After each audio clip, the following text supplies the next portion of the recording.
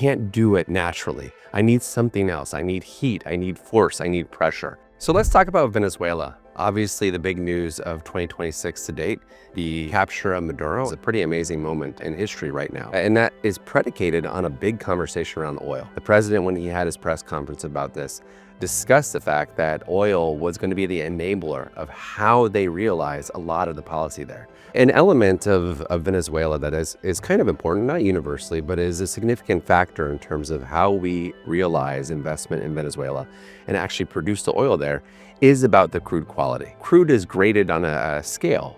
One scale is about its weight. And the gravity of the crude can be a light crude, so you can have an iced tea, or it can be a heavier crude. And for point of illustration, you could have peanut butter.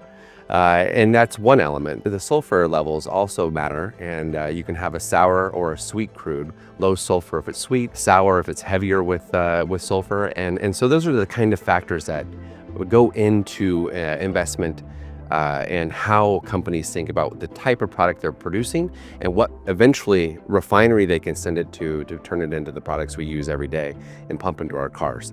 When it comes to Venezuela in particular, it's not so much light. This is the equivalent of being in the Permian Basin in the United States and having some of the light sweet crude that you see out in Texas. In Venezuela, and not universally, but a big portion of it's actually heavy. And so when you're looking at heavy, if you think about me trying to get this peanut butter out of the jar here into the glass, I can't do it naturally. I need something else. I need heat, I need force, I need pressure.